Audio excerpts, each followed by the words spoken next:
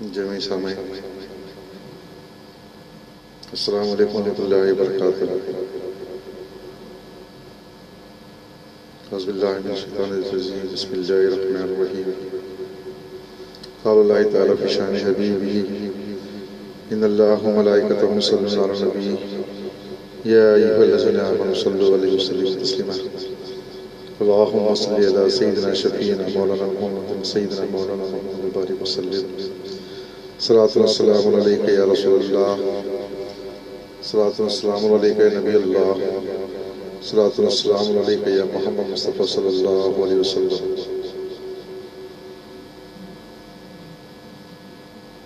محفل کے آغاز میں کچھ ضروری باتیں، کچھ سوالوں کے جواب دینا بھی ضروری ہے. جیسا کہ ہم اپنی محفلوں میں تصدیق بالقلب، اقرار باللسان اور تصدیق بالقلب پر غور و فکر کر رہے ہیں. اس کے ابتدائی دور میں، اس سے پہلے کہ میں اس پر کچھ ذکر چھیڑوں تصدیق بالقلب کے بارے میں، آپ لوگ ایک بات ذہن نشین کر لیجئے. ہم جب کبھی کسی مسئلے پر گفتگو کرتے ہیں، چاہے وہ دنیاوی ہو یا دینی ہو، اس بات کی ہر ظاہر کا ایک باطن ہوتا ہے. ظاہرہ مطلب کچھ اور ہوتے ہیں، باطن میں بھی کچھ مطلب ہوتے ہیں. عموماً یہ دیکھنے میں آیا ہے کہ جہاں تک دنیاوی زندگی میں ہم تمام کام کاج کرتے ہیں یا دینی مسائل کے عبادات اور ریاضات پر ہوتے ہیں، اکثر یہ دیکھا گیا ہے کہ ہم ظاہرہ میں زیادہ ہوتے ہیں. ظاہری عبادتیں تو ہم کر لیتے ہیں، جو کرنا فرض بھی ہے، لیکن یہ سوچ کر کے وہیں پر رک جانا کہ بس یہی عبادت ہے، تو اس کے مفہوم ہماری زندگی میں شامل نہیں ہو پائیں گے. جیسے کہ ظاہر کوئی بھی کام ہو، اس کا باطن، اس کا ایک باطنی مطلب بھی ہوتا ہے. مثال کے طور پر جب ہم وضو کرتے ہیں، ظاہرہ وضو ہوتا ہے، ظاہری طور سے ہمارے جسم کے اعضاء پاک کرتے ہیں، اس وقت نیتیں کرتے ہیں اور آگے کی عبادت کے لیے نماز کی طرف رجوع ہو جاتے ہیں.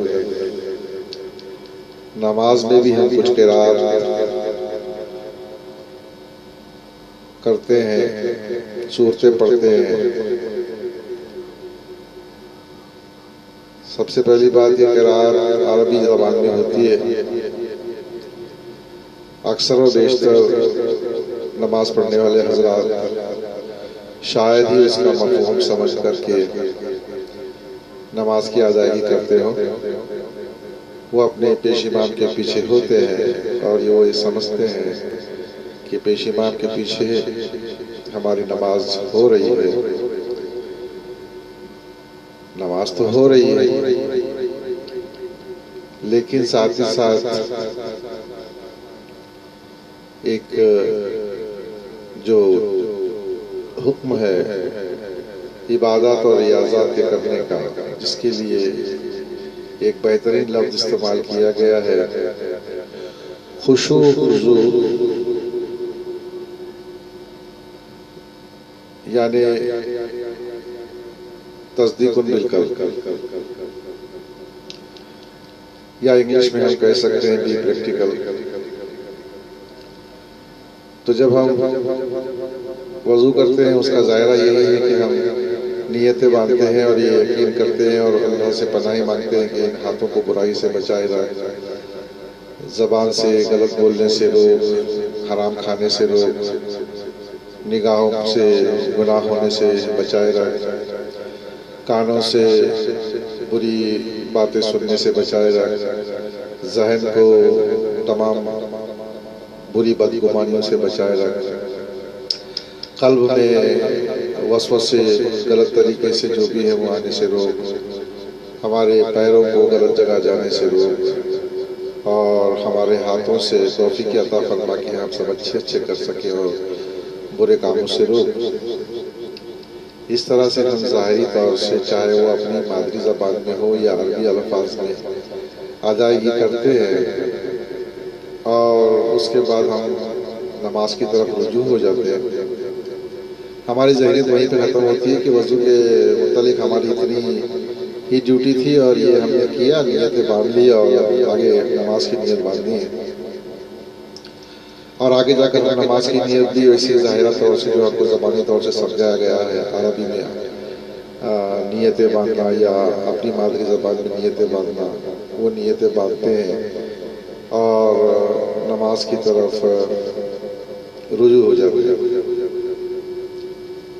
اس پہ میں تھوڑا سا تفصیلی طور سے بتا دوں، میں نے جو ابھی کہا کہ ہر ظاہر کا ایک باطن ہوتا ہے، ہمیں اس باطن کو بھی سمجھنا ہے،